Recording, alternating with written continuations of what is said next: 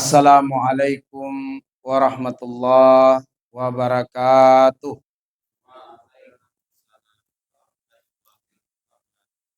Alhamdulillah, alhamdulillahirabbil alamin. Wassalatu wassalamu ala asyrafil anbiya'i wal mursalin wa ala alihi wa sahabatihi ajma'in, amma ba'du.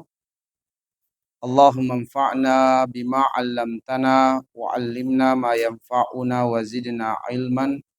Walhamdulillah ala kulli hal. Wa na'udzubillah min hali ahlin nar.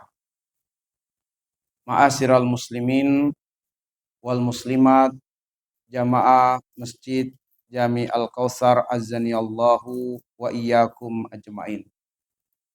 Kesyukuran kita, kebahagiaan kita dan kegembiraan kita adalah nikmat kemudahan yang Allah berikan untuk kita dapat memakmurkan rumah Allah yang merupakan semulia-mulia tempat di komplek ini atau di tempat ini. Siapapun yang berada di dalam rumah Allah, mereka adalah tamu-tamu Allah Subhanahu wa ta'ala. Kita bersyukur, bergembira, bersukacita sebab kita dimudahkan untuk menjalankan kewajiban kita sebagai hamba Allah. Salat subuh secara berjamaah, dimudahkan untuk memperkuat ukhuwah Islamiyah dalam kebaikan seperti ini, dan juga dimudahkan untuk bermajelis ilmu. Semua kemudahan-kemudahan ini adalah kenikmatan yang harus dijaga dan disyukuri. Sebab kenikmatan inilah yang mendatangkan keberkahan bagi hidup kita. Semoga bertambahnya usia kita hari ke hari disertai dengan bertambah ilmu, bertambah amal soleh, dan bertambah dekat dengan Allah Subhanahu wa ta'ala. Semoga harta kita dibanyakan oleh Allah dan dibaguskan anak keturunan kita. Semoga amal soleh kita diterima dan disempurnakan oleh Allah. Semoga dosa, kesalahan, kehilapan yang telah kita perbuat diampuni oleh Allah. Semoga kita semua direzekikan menutup usia di dunia ini dalam keadaan husnul khotimah. Dan semoga kita dimudahkan untuk berkumpul, bersilaturahmi, bertetangga di tempat terbaik di akhirat, di dalam surga Allah Subhanahu wa ta'ala. Ma'asyiral muslimin wal muslimat, azani Allahu wa iyyakum ajmain. Alhamdulillah, kita masih berada di bulan Muharram.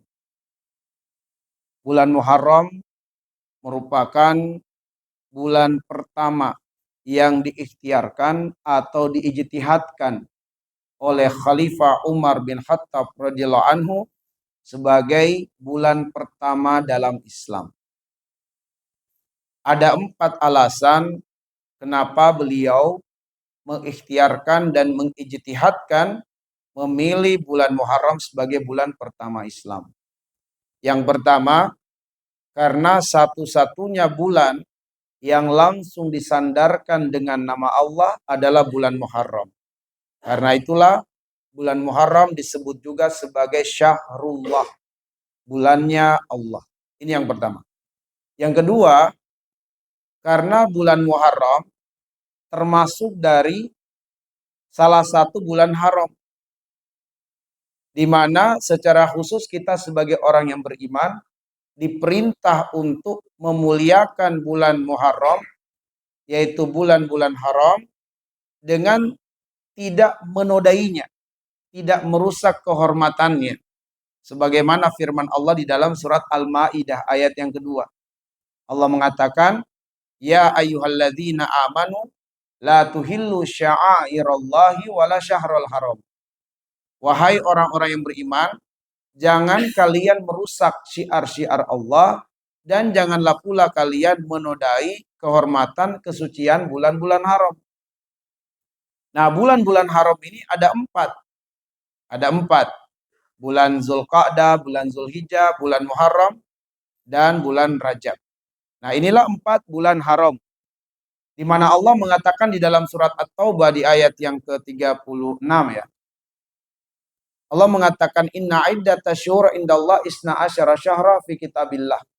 Yauma khalaqas samawati wal ard minha arba'atun hurum.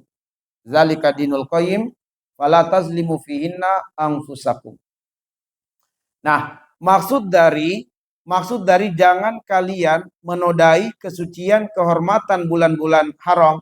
Maksudnya adalah fala tazlimu fihinna anfusakum. Jangan kalian berbuat zolim, jangan kalian berbuat dosa, jangan kalian berbuat maksiat di bulan-bulan haram. Kenapa? Berbuat dosa, berbuat maksiat di bulan-bulan haram dilipat gandakan dosanya. Dan kita berada di salah satu dari bulan haram, yaitu bulan Muharram. Nah, karena itulah ma'asyiral muslimin, kita memuliakan bulan Muharram ini karena dia merupakan salah satu dari bulan haram. Alasan yang ketiga, karena bulan Muharram merupakan bulan pengguguran, bulan Muharram merupakan bulan membuka lembaran baru kehidupan bagi kaum muslimin. Ya, bulan Muharram bulan membuka lembaran baru bagi kehidupan kaum muslimin. Karena kata Khalifah Umar bin Khattab, sebelum bulan Muharram yaitu bulan Zulhijjah adalah bulan pengguguran dosa. Disyariatkan menjalankan ibadah haji di bulan Zulhijjah.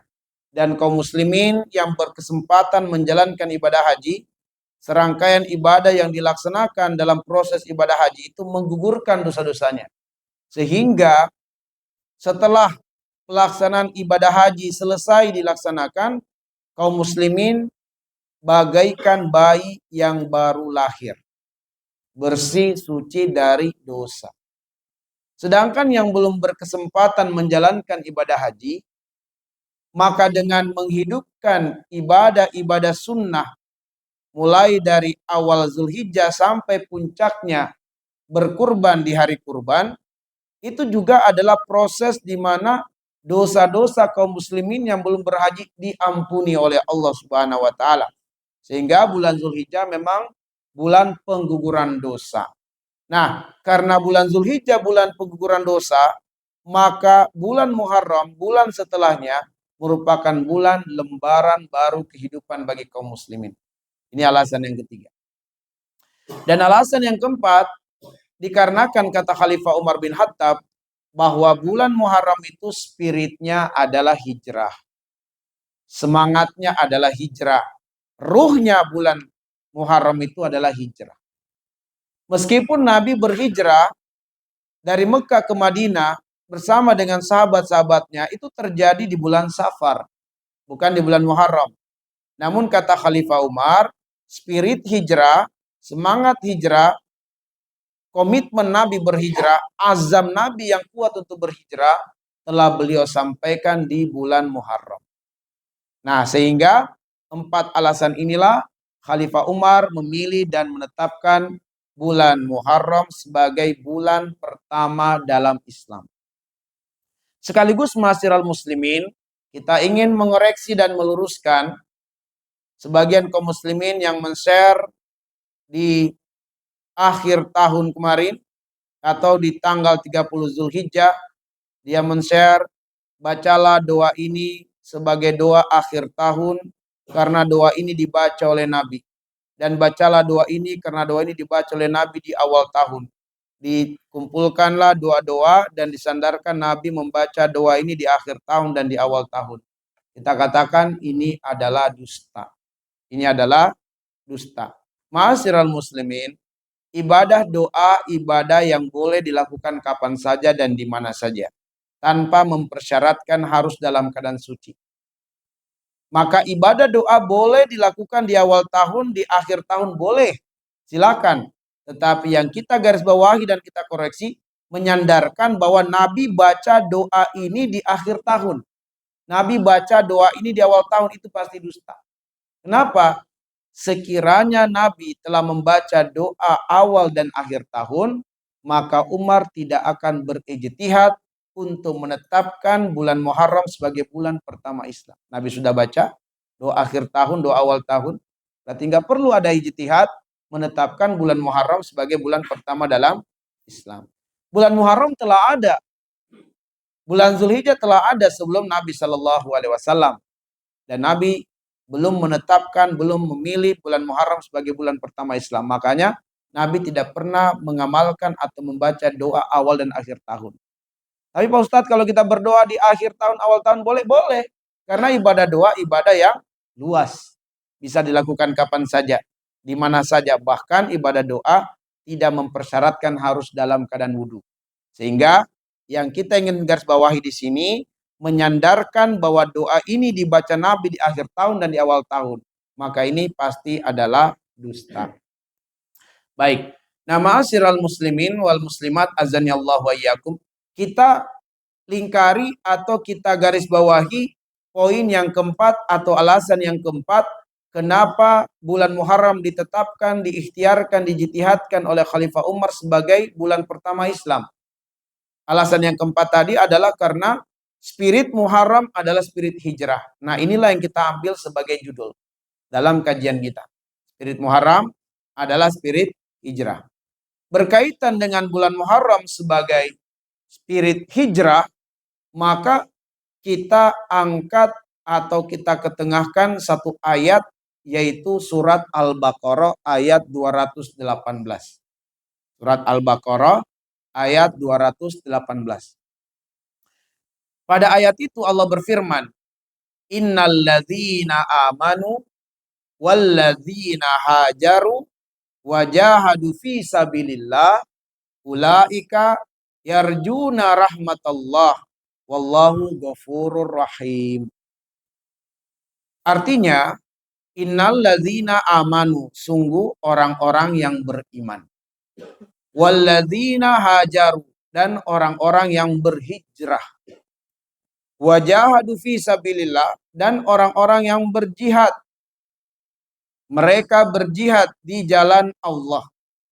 Ulaika, mereka itulah yarjuna rahmatallah, yang benar-benar mengharapkan rahmat Allah. Wallahu ghafurur rahim, dan Allah Maha Pengampun, Allah Maha Penyayang. Atau arti lainnya, Allah mengampuni dengan kasih sayang dan Allah menyayangi dengan ampunan. Nah, perhatikan penggalan ayat, ulaika yarjuna rahmatallah. Yarjuna. Yarjuna itu dari kata kerja roja yarju. Roja yarju. Dasarnya atau masdarnya rojaan. Keinginan atau harapan, bahwa keinginan yang diikuti dengan tekad, diikuti dengan perencanaan yang jelas, keinginan seperti inilah yang disebut dengan roja. Kalau ada keinginan, tapi keinginannya belum disertai dengan tekad yang kuat, belum diikuti dengan perencanaan yang jelas, maka keinginannya itu belum disebut roja. Masih terkategori umniyah. Apa itu umniyah? Angan-angan. Angan-angan. Kapankah keinginan ini terkategori roja? Kalau keinginannya kuat, diikuti dengan adanya tekad yang kuat, ada perencanaan yang jelas, barulah disebut dengan roja. Dan ternyata keinginan yang telah sampai pada level roja, itulah yang disebut dengan niat. Dan Nabi mengatakan, innal a'malu binniyah wa innamal likulli imri'in ma nawa. Nah, yang terkategori niat itu adalah keinginan yang telah sampai pada level roja. Kalau keinginan masih umniyah, belum disebut dengan niat. Saya ingin qiyamul lail, itu belum terkategori niat. Sampai keinginannya qiyamul lail ini disertai dengan tekad yang kuat dan perencanaan yang jelas. Dia tidur di awal malam, dia setel alarm, dia tidak lupa meminta bantuan istri, anak-anak atau keluarga, tolong bangunkan saya di sepertiga malam terakhir. Inilah yang disebut dengan niat. Karena keinginannya telah sampai pada level roja. Jika Allah tidak takdirkan dia bangun di qiyamul lail, untuk qiyamul lail, dia sudah dapat pahala. Kenapa? Karena niat. Tapi kalau kemudian saya mau qiyamul lail deh malam ini, dia begadang sampai jam 2 malam nonton bola misalnya. Lalu kemudian dia tidur, tidak menyetel alarm, tidak bangun ke keluarga, maka keinginannya ini belum disebut niat. Jika dia ditakdirkan tidak bangun qiyamul lail, nggak ada pahala. Sebab keinginannya belum sampai pada level niat. Nah, itulah yang disebut dengan roja. Maka ketika Allah mengatakan, ulaika yarjuna rahmatallah. Mereka itulah yang menginginkan rahmat Allah Subhanahu wa taala. Mereka itulah yang menginginkan rahmat Allah. Bukan sekedar ucapan mau, tapi ada tekad yang kuat, ada perencanaan yang jelas. Barulah kemudian dikatakan ulaika yarjuna rahmatallah. Mereka itulah yang menginginkan rahmat Allah. Apa itu rahmat Allah? Rahmat Allah itu sama dengan maknanya al-falah. Makanya janji Allah dalam Al-Quran kalau bukan al-falah adalah rahmat. Sebab rahmat Allah ada dua. Ada rahmat Allah di dunia, ada rahmat Allah di akhirat. Rahmat Allah di dunia adalah segala kenikmatan berupa kesenangan yang Allah berikan kepada hambanya, yang dengan nikmat itu sang hamba semakin dekat dengan Allah. Itulah yang disebut dengan rahmat. Kapankah umur yang panjang itu terkategori rahmat Allah bagi seorang hamba? Kalau dengan umur yang panjang bagi seorang hamba, bertambah ilmunya, bertambah amal solehnya, bertambah dekat dengan Allah, maka umur yang panjang baginya adalah rahmat Allah. Tapi umurnya panjang, tidak bertambah ilmu, tidak bertambah amal soleh, tidak bertambah dekat dengan Allah, itu bukan rahmat Allah. Kapankah kesehatan kita menjadi rahmat Allah bagi seorang hamba? Kalau dengan kesehatan itu, sang hamba semakin dekat dengan Allah. Kalau kesehatan tidak membuat dia dekat dengan Allah, maka kesehatan yang ada padanya bukan rahmat Allah. Kapankah harta menjadi rahmat Allah bagi seorang hamba? Ketika dengan harta itu, sang hamba semakin dekat dengan Allah. Ketika dia memiliki harta, dia malah jauh dari Allah, maka pada saat itu harta bukan rahmat Allah baginya. Rumah, kendaraan, aksesoris dunia, dan berbagai kenikmatan, kesenangan, jabatan, kedudukan, dan yang lainnya. Semua itu bisa terkategori rahmat Allah dan bisa terkategori bukan rahmat Allah. Kata kuncinya, apakah dengan nikmat itu, dengan kesenangan itu dia dekat dengan Allah, ataukah dia jauh dari Allah Subhanahu wa taala? Kalau kesenangan, kenikmatan tidak membuat dekat dengan Allah, itu disebut apa kalau tidak disebut rahmat Allah? Disebut dengan istidraj. Disebut dengan istidraj. Apa itu istidraj? Kesenangan yang mengantarkan kepada kebinasaan dan kehancuran. Nah, jadi tidak setiap yang kita inginkan di dunia ini diberikan lantas itu bermakna rahmat Allah. Tidak setiap yang kita inginkan diberikan oleh Allah lantas itu bermakna rahmat Allah. Tergantung apakah kita menggunakannya untuk ketaatan kepada Allah atau tidak. Lihatlah iblis laknatullah alaih yang meminta kepada Allah umur panjang. Meminta kepada Allah dalam keadaan sehat walafiat. Fisiknya tidak dimakan usia. Allah kabulkan. Siapa yang tidak mau? Umur panjang, sehat walafiat. Siapa yang gak mau? Semua mau. Kulit iblis, tubuh iblis tidak dimakan usia. Tetap segar dia. Sehat walafiat. Apakah umur panjang bagi iblis? Kondisi tubuh yang fit, yang sehat bagi iblis, rahmat Allah kepada iblis? Bukan. Itu istidraj. Karena panjangnya umur iblis tidak untuk bertobat kepada Allah, tapi untuk melampiaskan kebenciannya kepada anak keturunan Adam dengan menarik anak keturunan Adam sebanyak-banyaknya masuk ke dalam neraka. Maka itu bukan rahmat Allah kepada iblis. Nah, ma'asyiral muslimin azani Allah wa iyyakum ajmain. Jadi rahmat Allah, apa yang membuat kita semakin dekat dengan Allah? Jabatan bisa menjadi rahmat Allah kalau kita dekat dengan Allah.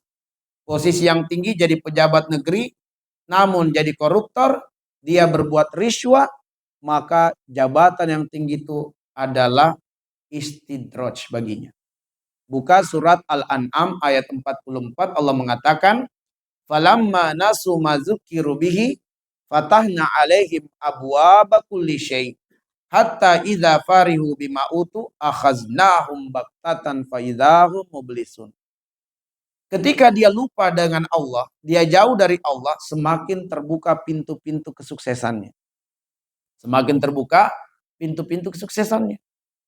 Hatta idza farihu bima utu, ketika dia merasa telah sampai pada puncak karir, akhaznahum baktatan fa idzahum mublisun. Datang kematian secara mendadak kepadanya.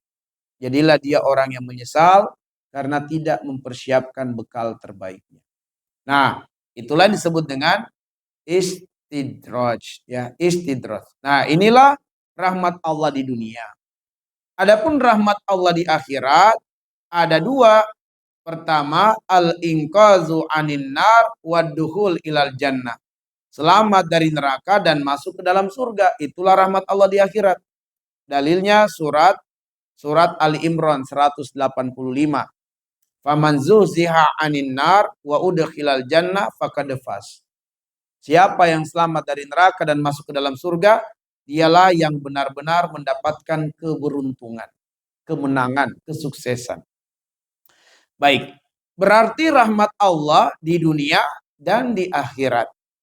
Kalau demikian, maka rahmat Allah itu adalah inti permohonan kita dalam doa yang kita panjatkan. Rabbana atina fid dunya hasanah wa fil akhirati hasanah wa qina adzabannar. Doa ini diabadikan di surat Al-Baqarah ayat 201. Pertanyaannya, apakah Allah mampu mengabulkan doa ini? Sangat mampu Allah mengabulkan doa ini. Apakah Allah bakhil untuk mengabulkan doa ini? Tidak. Allah tidak bakhil mengabulkan doa ini. Namun, siapapun dari kita yang menginginkan pengabulan doa ini harus melayakkan dan memantaskan diri untuk mendapatkannya. Dulu waktu jadi mahasiswa pengen dapat nilai 100 untuk mata kuliah tertentu. Tapi dia sering bolos dalam kelas. Tidak mengerjakan tugas-tugas. Menjalankan atau mengikuti ujian dengan jawaban yang asal-asalan. Maka nilainya jauh dari nilai 100. Bahkan nilai di bawah 50, bahkan mungkin error. Kenapa? Orang ini tidak melayakkan dan tidak memantaskan diri untuk mendapatkan nilai 100. Allah sangat mudah untuk mengabulkan permohonan kita. Tapi kita harus melayakkan dan memantaskan diri dengan apa yang kita minta itu. Nah, karena itulah Rabbana atina fid dunya hasanah wa fil akhirati hasanah wa qina adzabannar adalah bahwa inti permohonan dalam doa ini adalah rahmat Allah, dan Allah tidak bakhil untuk memberikannya kepada hambanya, namun sang hamba harus melayakkan dan memantaskan diri. Pertanyaannya, seperti apakah kelayakan dan kepantasannya? Kelayakan dan kepantasannya ada 3. Pertama iman, yang kedua hijrah, yang ketiga jihad. Iman, hijrah, dan jihad. Mari kita kaji lebih dahulu iman. Allah mengatakan innal ladzina amanu, sungguh orang-orang yang beriman. Maka iman merupakan kelayakan yang pertama. Syarat yang pertama untuk seorang hamba terkategori benar menginginkan rahmat Allah itu adalah yang pertama iman. Sebab ketiadaan iman, maka omong kosong dia menginginkan rahmat Allah. Bahkan di akhirat, mereka menginginkan surga tapi tidak beriman, dia tidak akan mendapatkan apa yang dia inginkan itu, sebab keinginannya adalah dusta. Ya. Nah, ma'asyiral muslimin azani Allah wa iyyakum ajmain.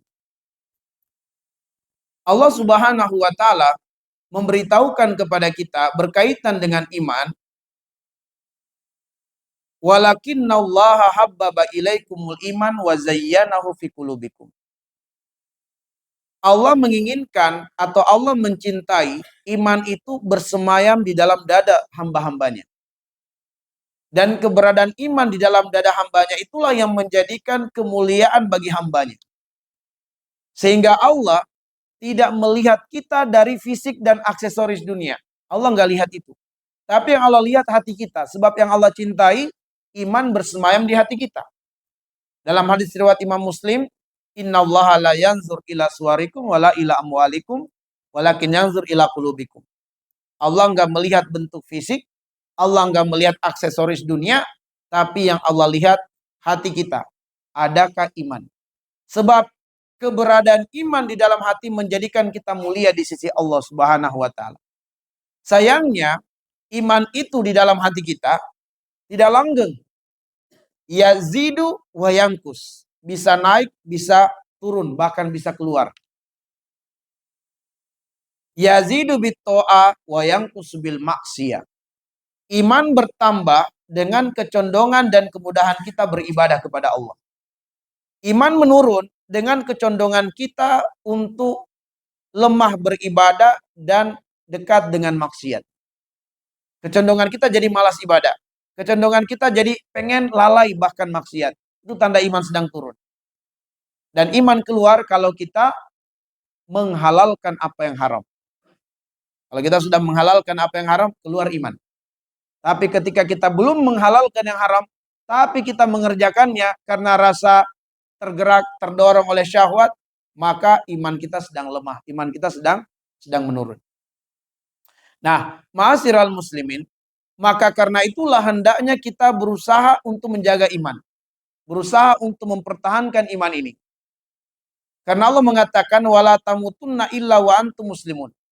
Allah wanti-wanti jangan mati kecuali kamu sebagai muslim.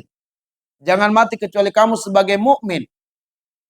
Sebab ma'asyiral muslimin azani Allah wa iyyakum, ukuran keselamatan, kesuksesan, keberhasilan seorang hamba itu bukan bagaimana cara dia mati, kenapa dia mati, tapi apakah dia mengucapkan kalimat iman ataukah tidak di penghujung ucapannya. Nabi mengatakan man qala fi akhiri kalamihi la ilaha illallah dakhalal jannah. Siapa di akhir ucapannya berhasil mengucapkan la ilaha illallah. Apakah matinya karena kecelakaan, apakah karena sakit, penyakit yang tidak tersembuhkan, ataukah sebab-sebab yang lain. Manakala dia mengucapkan di akhir ucapannya la ilaha illallah, dakhalal jannah, dimasukkan ke dalam surga, rawahu at-Tirmizi. Nah, jadi ma'asyiral muslimin azani Allah wa iyyakum, itulah yang disebut dengan husnul khatimah. Allah tidak pernah melihat kita husnul bidayah, tapi husnul khatimah. Kalau bidayahnya, permulaannya mungkin kita ada preman, tapi Allah nggak melihat kita. Allah lihat kita nanti di akhirnya. Apakah kita bisa menghembuskan nafas terakhir dengan la ilaha illallah ataukah tidak? Nah, ma'asyiral muslimin azani Allah wa iyyakum, sehingga seberapa besar perhatian kita untuk mencari harta, mengumpulkan harta dan menjaga harta, harusnya lebih besar perhatian kita mencari iman, mendapatkan iman dan melanggengkan iman dalam hati kita. Kenapa? Karena iman sebesar-besar nikmat yang Allah berikan kepada hambanya. Dengan nikmat iman inilah menjadikan seorang hamba itu kaya di sisi Allah Subhanahu wa taala dan imannya lebih bernilai dari semua kekayaan dunia yang dapat dikumpulkan oleh manusia. Lebih bernilai dari semua kekayaan dunia yang dapat dikumpulkan oleh manusia. Nah, ma'asyiral muslimin azani Allah wa iyyakum ajmain. Allah mengatakan dalam surat Yunus ayat yang ke-58, "Qul bi fadlillahi wa bi rahmatihi fabidzalika falyafrahu huwa khairum mimma yajmaun." Dengan karunia Allah dan rahmat Allah berupa iman, Islam, fabidzalika falyafrahu, hendaknya dengan itu dia bergembira, bersukacita, huwa khairum mimma yajmaun, karena itu lebih bernilai dari semua kesenangan dunia yang dapat dikumpulkan oleh manusia. Salah satu wasilah yang bisa menambah dan menguatkan iman kita adalah pertama dengan ilmu. Yang kedua adalah dengan berkomunitas bersama dengan orang-orang yang soleh. Yang ketiga, kita amalkan apa yang kita ilmui dengan menebar manfaat. Dan yang keempat, kita berorientasi akhirat. 4 hal inilah yang akan menjaga kualitas iman kita. 4 hal inilah yang harus menjadi doa kita. Tidak boleh sampai kita berhenti dari berdoa dengan doa ini. Sebab doa ini adalah doa terbaik yang dipanjatkan oleh Nabiullah Ibrahim alaihissalam untuk kepentingan pribadi. Jadi doa Nabiullah Ibrahim itu ada untuk kepentingan pribadi, ada untuk kepentingan keluarga, ada untuk kepentingan umat. Nah, doa beliau untuk kepentingan pribadi adalah meminta 4 hal ini. Dia meminta ilmu, dia meminta komunitas yang soleh, dia meminta agar menjadi buah bibir kebaikan bagi umatnya, bagi orang-orang yang datang di kemudian hari, dan meminta agar dia diwariskan surga. Doa ini terdapat di dalam surat Asy-Syu'ara ayat 83 sampai dengan 85. Rabbi habli hukma wa alhiqni bis solihin waj'alni lisana sidqin fil akhirin waj'alni min warasati jannatin naim.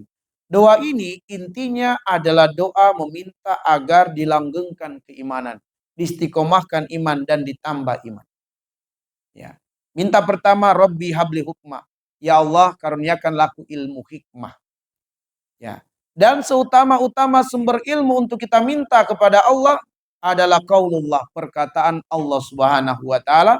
Sebab itulah orang-orang yang beriman izatuliyat alaihim ayatuhu zadatuhum imana. Kalau dibacakan, diperdengarkan ayat-ayat Allah, bertambah imannya. Maka tuntutlah, kajilah, ilmuilah selalu ayat-ayat Allah Subhanahu wa taala. Cintai majelis-majelis yang di dalamnya disampaikan ayat-ayat Allah. Itu adalah wasilah terbesar menambah keimanan dan menjaga keimanan. Yang kedua, bergaul dengan orang yang soleh. Wa alhiqni bisolhin. Kumpulkan dengan orang yang soleh. Sebab orang yang soleh tidak kita dengar dari perkataannya kecuali ilmu. Tidak kita lihat perbuatannya kecuali perbuatannya itu perbuatan yang mendekatkan dirinya dengan Allah Subhanahu wa taala. Tidaklah kita membersamainya kecuali membuat kita pun cinta dengan akhirat, cinta beribadah. Maka orang soleh bagaikan penjual minyak wangi. Kita tidak memakai wanginya, kita mendapatkan manfaat dari baunya. Begitu berdekatan dengannya, kita bisa dikasih minyak wangi dan bisa dihadiahkan minyak wanginya. Maka hendaknya kemudian kita berkomunitas dengan orang yang soleh. Kemudian hidup kita harus berdaya guna dan bermanfaat bagi umat. Waj'al lisana sidqin fil akhirin. Jadikan aku buah bibir kebaikan. Siapa yang menjadi buah bibir kebaikan bagi orang lain, maka itulah alamat husnul khotimah. Itulah alamat husnul khotimah. Alamat yang paling nampak seseorang itu husnul khotimah, dengan kematiannya orang-orang berbicara kebaikan bukan keburukan tentangnya.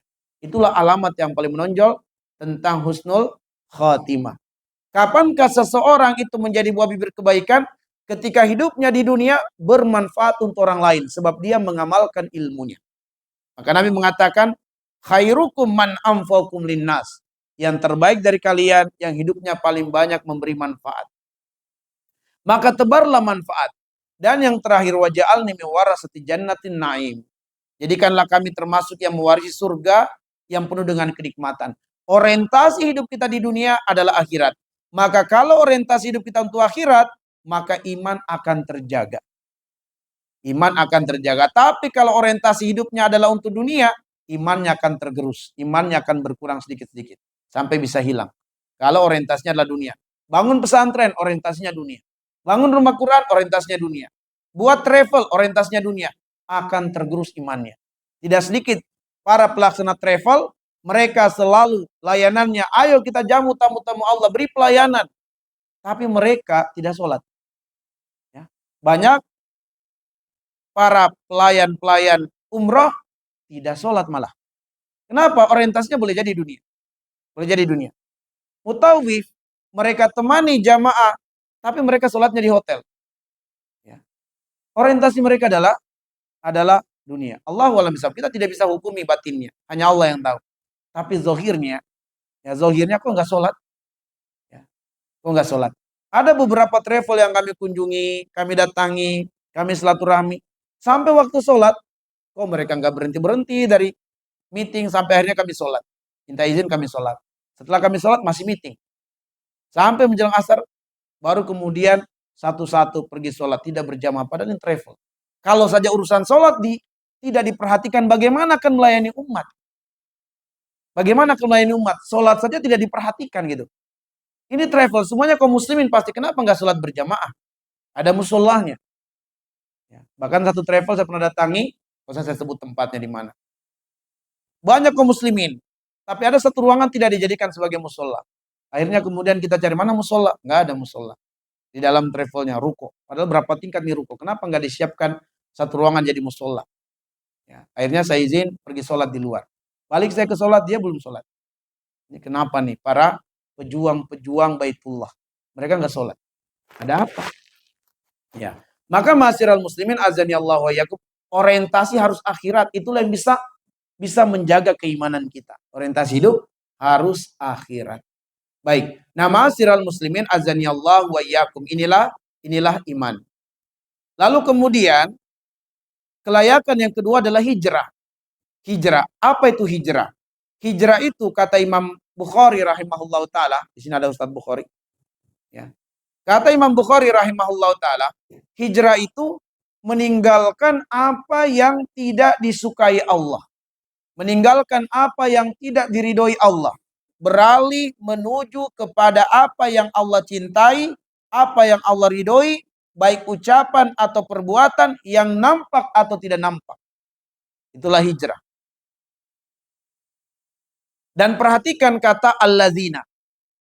Innalladzina amanu walladzina hajaru. Pengulangan alladzina itu litahqiq, untuk mempertegas, untuk memperjelas, untuk memperterang bahwa sungguh orang-orang yang beriman adalah orang-orang yang pasti berhijrah. Sehingga hijrah adalah bukti iman. Apa buktinya dia beriman? Dia berhijrah. Itu buktinya iman, hijrah. Kenapa? Pengulangan alladzina. Innalladzina amanu walladzina hajaru.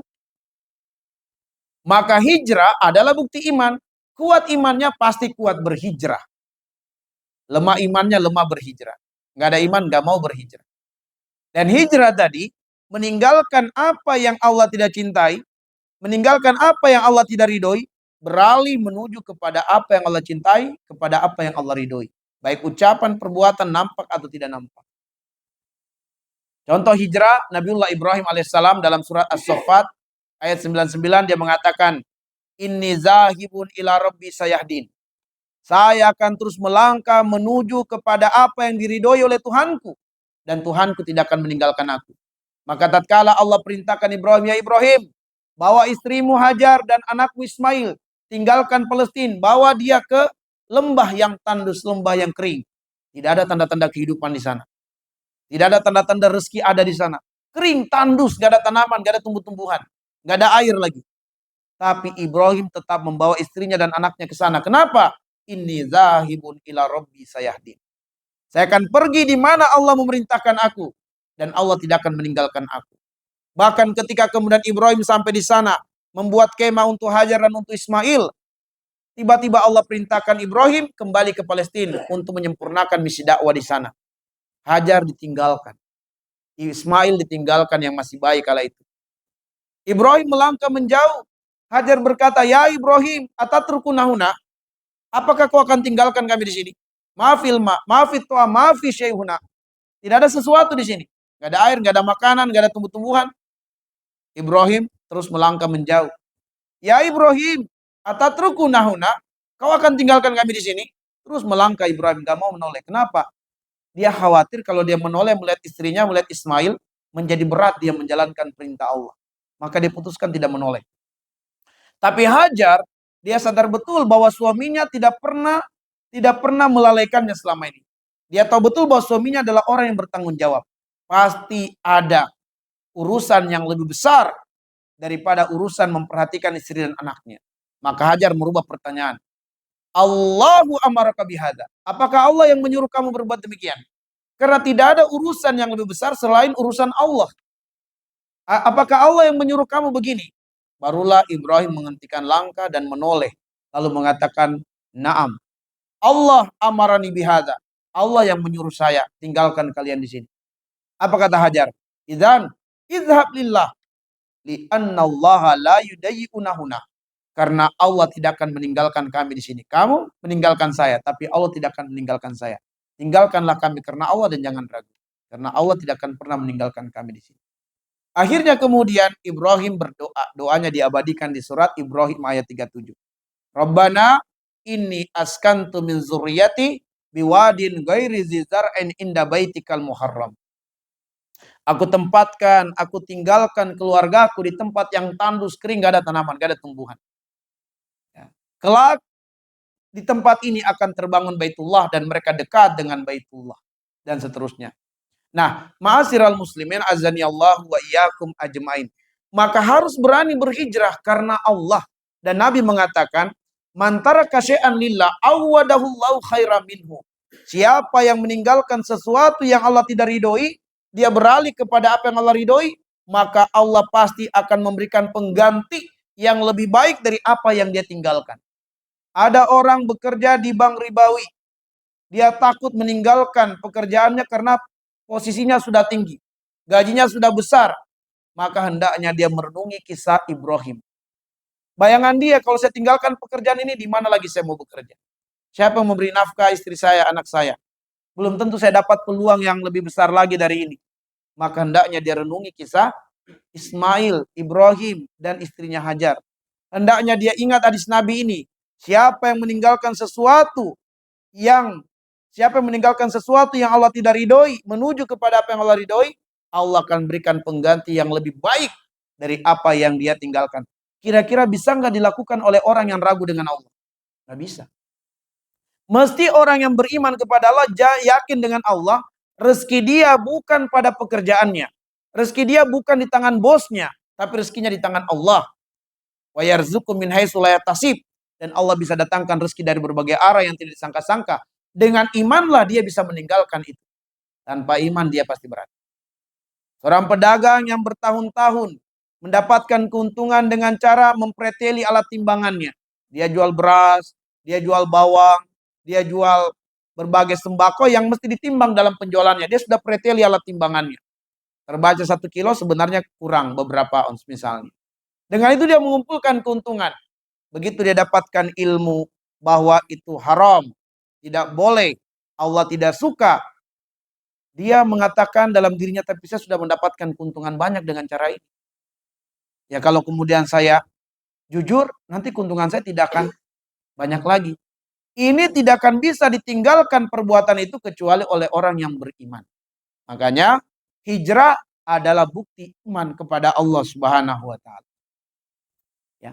Para pejabat ketika jadi pejabat, uang banyak dia lihat. Dengan tanda tangan saja bisa dapat uang banyak. Nah, disinilah kemudian ujiannya. Apakah dia mau jadi koruptor atau tidak? Kalau dia beriman kepada Allah, nggak bakal dia jadi koruptor. Ya, dia akan takut kepada Allah Subhanahu Wa Taala. Pemuda-pemudi nggak bakal mereka berzina kalau mereka beriman kepada Allah Subhanahu Wa Taala. Mereka akan tinggalkan perbuatan-perbuatan zina. Tapi ini sudah di depan mata nih, digoda oleh lawan jenis. Sama-sama suka sama suka. Nggak bakal bisa ditinggalkan kecuali oleh orang yang beriman kepada Allah Subhanahu wa taala. Ketika Yusuf digoda oleh Zuleha, ma'azallah, aku berlindung kepada Allah Subhanahu wa taala. Ya, ada iman yang membuat dia bisa melangkah menjauh meninggalkan apa yang Allah tidak sukai dan beralih kepada apa yang Allah sukai. Itulah yang disebut dengan hijrah. Dan maknanya luas, sebab kategori umumnya adalah apa yang Allah tidak sukai, apa yang Allah tidak ridhoi, beralih kepada apa yang Allah ridhoi. Sehingga contoh-contohnya bisa kita timbang. Apakah ini disukai Allah, tidak disukai Allah. Kalau disukai Allah istiqomah. Kalau tidak disukai Allah segera hijrah. Maka bertanya pada diri kita. Istafti qalbak, tanya pada hati kita. Ketika bacaan Quran kita belepotan, Allah ridho tidak? Allah suka tidak? Tidak, berhijrahlah, belajarlah. Tapi Ustadz, usia saya sudah 50 tahun, tidak ada kata terlambat. Usia saya sudah 60 tahun, tidak ada kata terlambat. Ya. Wa'bud rabbaka hatta yatiyakal yakin, kata Allah. Surat Al-Hijr ayat 99. Sembahlah Tuhanmu sampai datang kematian. Belum datang kematian? Belum, udah belajar. Kalau kita mau belajar supaya bacaan Quran kita yang tadinya belepotan menjadi bagus, dalam proses belajar ini, man qara Quran wa huwa yatata'ta, siapa yang baca Quran dan dia bacaan Qurannya masih terbata-bata, masih belepotan, lahu ajron, dapat 2 pahala. Kenapa? Karena dia belajar. Nah, dia belajar. Bacaan Qurannya dan bacaan kesungguhannya. Maka dapat 2 pahala. Tapi kalau dia tidak mau belajar, usia 60 tahun ditanya oleh Allah, an umri fi ma'afnah. Umurmu untuk apa kamu gunakan? Kenapa kamu bisa hafal lagu-lagu? Kamu bisa sukses karir duniamu, bacaan Quranmu tidak sukses.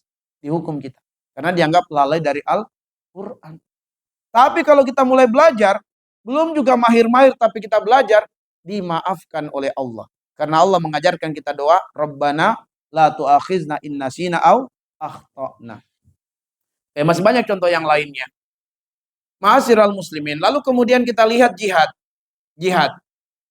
Wajahadu fisabilillah. Dan mereka berjihad di jalan Allah. Nah, jihad tidak diawali dengan kata allazina. Tidak diawali dengan allazina. Innallazina amanu wallazina hajaru wajahadu. Apa itu jihad? Jihad di jalan Allah dikaitkan dengan ayat sebelumnya atau penggalan sebelumnya adalah bahwa jihad itu hijrah yang sungguh-sungguh dan hijrah yang istiqomah, itulah jihad. Ketika kita bersungguh-sungguh dalam hijrah dan istiqomah dalam hijrah, itulah jihad. Makanya jihad itu ada 4. Al-jihadu ala nafsi, al-jihadu ala syaitan, al-jihadu ala kufar wal munafikin, al-jihadu ala bid'at wal munkarat. Yang pertama al-jihadu ala nafsi. Jihad memerangi diri, memerangi hawa nafsu. Apa yang dimaksudkan dengan al-jihadu ala nafsi? Al-jihadu ala nafsi adalah berhijrah, melepaskan pakaian kebodohan, lalu beralih mengambil pakaian ilmu. Lepaskan pakaian kebodohan.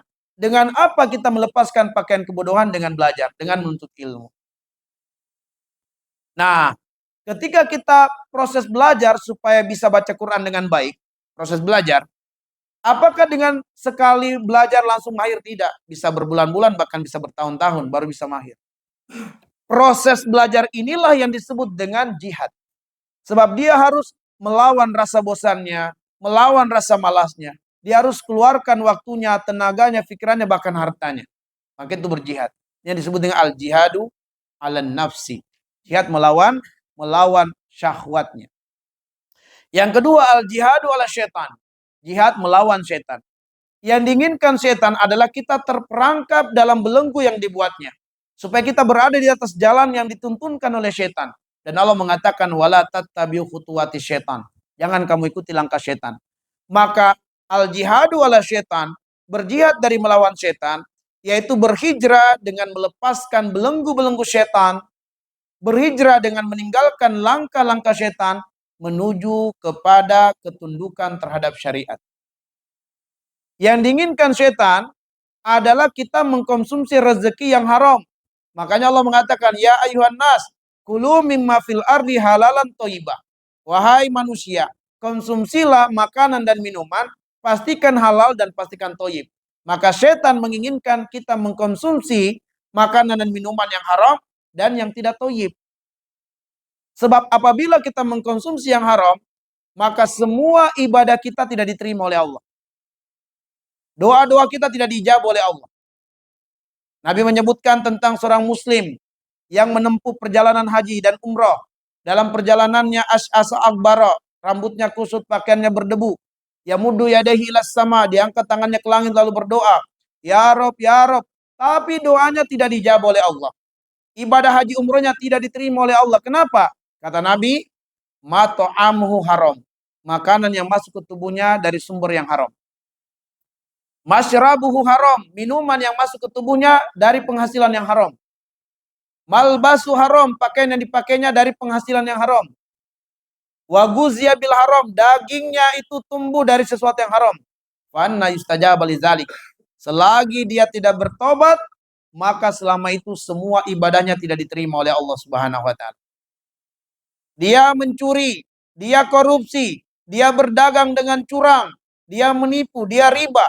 Dengan itu dia nafkahi keluarganya, istri anaknya. Istri anaknya tidak berdosa dengan apa yang dia dapatkan dari suaminya. Tapi suaminya tidak mendapatkan pahala dari nafkahnya sedikit pun. Dia berbagi ke tetangga-tetangganya. Dia tidak mendapatkan pahala sedekah dengan berbagi pada tetangga-tetangganya. Dan parahnya, kalau uang yang didapatkan dari jalan yang haram tadi menjadi makanan yang masuk ke tubuhnya, Nabi mengatakan, Allahmu nabata min sukhtin fannaru aula bihi. Daging yang tumbuh dari sesuatu yang haram, halal api neraka. Halal api neraka. Apa faedahnya kita mencari rezeki yang haram? Ibadah kita tidak diterima, sedekah kita ditolak, tidak dapat pahala, nafkah kita juga tidak mendapatkan pahala, doa-doa kita tidak diijabah, tubuh kita halal api neraka. Nggak ada faedahnya kalau begitu. Maka ma'asyiral muslimin, tinggalkan apa yang diinginkan oleh setan. Kalau kita sudah pastikan rezekinya halal, pastikan dia toyib. Sebab setan menginginkan agar kita mengkonsumsi yang tidak toyib, supaya apa? Kita lemah beribadah. Supaya kita sakit-sakitan terus. Bentar-bentar sakit, bentar-bentar sakit. Sebab kalau sakit itu mudah berputus asa dari rahmat Allah. Mudah. Ya. Nah, maka setan menginginkan agar kita mengkonsumsi yang tidak toyib. Saking pentingnya urusan makanan ini, Allah menyuruh kita dalam surat Abasa ayat 24. Falyanzuril insanu ila ta'ami. Hendaklah setiap orang memperhatikan apa yang dia konsumsi. Jangan anggap remeh. Sebab apa yang kita konsumsi ini mempengaruhi amal soleh. Dalam surat Al-Mu'minun ayat yang ke-51 Allah mengatakan, Ya ayuhar rusul, kulu minat toyibat wa malus solihat. Wahai para rasul, makanlah rezeki yang baik-baik dan beramal solehlah dengannya. Buka tafsirnya. Semua para ulama tafsir menjelaskan bahwa makanan yang baik itu memberikan pengaruh pada kekuatan beribadah. Kalau kita makan yang tidak bagus, kita lemah beribadah. Makanya ma'asyiral muslimin, hindari makanan, minuman, atau apapun yang kita masukkan ke dalam tubuh, dan itu ternyata buruk. Dari mana kita katakan buruk? Allah sudah menitipkan ilmu kepada orang-orang yang berilmu untuk mengatakan makanan ini tidak bagus, minuman ini tidak sehat. Ilmu. Dan mohon maaf, termasuk rokok. Ya. Belum ada satu dokter yang mengatakan rokok itu sehat, aman, silakan dikonsumsi rokok itu. Tidak ada. Kita tidak berbicara hukum rokok. Sebab hukum rokok itu tergantung dari substansi kandungan yang ada pada rokok. Kalau kandungannya adalah racun, maka Nabi mengatakan la doror wala diror. Tidak boleh seseorang membinasakan dirinya dan membinasakan orang lain. Tapi kalau rokok itu ketika dikonsumsi, dia tidak merusak paru-paru dan kemudian menyebabkan bau wangi, maka halal merokok itu. Sebab yang haram bukan aktivitas merokok. Yang haram itu adalah kandungan yang terdapat pada rokok. Jika racun itu haram. Maka sekarang kalau kita memilih satu jenis rokok, cari dulu pakar yang mengatakan, oh jenis rokok kami itu halal, bagus dia herbal misalnya. Aman silakan. Karena sepakat para ulama, yang haram itu bukan aktivitas merokok, yang haram itu kandungan yang terdapat pada jenis rokok. Nah sekarang jenis rokok mana yang terjamin ada pakar medis yang mengatakan ini jenis rokok ini aman. Selagi belum ada, maka berhijrahlah. Sebab setan menginginkan kita untuk mengkonsumsi yang buruk supaya kita berpenyakitan dan kita menjadi lemah beribadah kepada Allah Subhanahu wa taala. Nah, jadi ma'asyiral muslimin itu jihad yang kedua. Jihad yang ketiga adalah al-jihadu alal kufar wal munafikin. Tinggalkan gaya hidup kafir dan munafik. Beralihlah kepada gaya hidup Islami. Apa gaya hidup kafir dan munafik? Gaya hidup mereka adalah tidak mengenal istilah halal haram. Itu gaya hidup mereka. Tinggalkan. Lalu kita mengambil jalan hidup, jelas prinsip halal dan haram. Lalu kemudian al-jihad yang keempat adalah al-jihadu alal bid'at wal munkarat. Berjihad dengan meninggalkan amalan-amalan yang tidak ada dasarnya. Amalan bid'ah, amalan mungkar. Tinggalkan, beralih dengan menyibukkan diri pada amalan-amalan yang jelas tuntunannya, dasarnya dalam Islam. Itulah yang disebut dengan ajaran Islam, ajaran yang ilmiah. Kenapa ilmiah? Tidak satupun ajaran dalam Islam yang tidak ada dasar. Pasti ada dasarnya. Baik. Ma'asyiral muslimin azani Allah wa iyyakum, inilah kelayakan. Dan sebagai penutup mari kita sedikit bahas 5 menit bagian penggalan ayat yang terakhir. Apa itu? Wallahu ghafurur rahim. Allah Maha Pengampun lagi Maha Penyayang. Untuk bagian akhir ayat ini, perhatikan 2 ayat di dalam Al-Qur'an. Apa 2 ayat itu? Surat Ibrahim ayat 34 dan juga surat An-Nahl ayat 18. Ada yang sama dalam 2 ayat ini, yaitu wa in ta'uddu nikmatallah la tusuha. Itu yang sama. Tapi perhatikan ujung ayatnya. Untuk surat Ibrahim ayat 34 ketika Allah mengatakan wa in ta'uddu nikmatallah la tusuha, innal insana la zalumun kafar. Wahai manusia, andaikan kamu mau menghitung nikmat Allah, kamu tidak akan pernah sanggup menghitungnya. Innal insana la zalumun kafar. Tapi seringkali manusia merespon nikmat Allah dengan berbuat zalim dan berbuat maksiat. Jadi manusia ini enggak pandai berterima kasih kepada Allah. Ya. Innal insana li rabbih lakanud wa innahu ala dzalika lasyahid. Manusia enggak pandai berterima kasih kepada Allah, bahkan terang-terangan bermaksiat kepada Allah. Ini surat Ibrahim ayat 34. Lalu lihat surat An-Nahl ayat 18. Perulangan yang sama. Wa in ta'uddu ni'matallahi la tusuha. Andaikan kalian menghitung nikmat Allah, kalian tidak akan pernah sanggup. Lalu lihat ujung ayat, Allah mengatakan, innallaha laghafurur rahim. Sungguh Allah Maha Pengampun lagi Maha Penyayang. Kaitkan dua ayat ini. Kata para ulama tafsir, sebesar apapun dosa yang kita perbuat, seberat apapun dosa yang telah kita kumpulkan, berpuluh-puluh tahun kita bermaksiat, berdosa kepada Allah Subhanahu wa taala, berpuluh-puluh tahun kita kufur, tapi begitu kita mengambil pilihan hijrah, bertobat, hari itu kita mengambil pilihan hijrah dan kita meninggal setelah kita menyampaikan komitmen kita berhijrah, ya Allah saya bertobat, saya tinggalkan ya Allah. Tiba-tiba kita meninggal dunia. Maka ucapan yang belum sampai 5 menit itu bisa menghapuskan dosa puluhan tahun yang telah kita lakukan yang lalu. Kenapa? Innallaha laghafurur rahim. Karena itu jangan menunda-nunda hijrah. Jangan menunda-nunda tobat. Khawatir hijrah tobat tidak lagi menjadi rezeki kita. Baik ma'asyiral muslimin azani Allah wa iyyakum, demikianlah yang bisa kami sampaikan pada kesempatan subuh hari ini. Mohon maaf karena waktunya lewat dari waktu isyraq. Ya naktafi bihadzal qadar, nas'alullah ayyajalana minal ladzina yastami'unal qawla wa yattabi'una ahsanah. Subhanakallahumma bihamdik asyhadu an la ilaha illa anta astaghfiruka wa atubu ilaik. Assalamualaikum warahmatullahi wabarakatuh.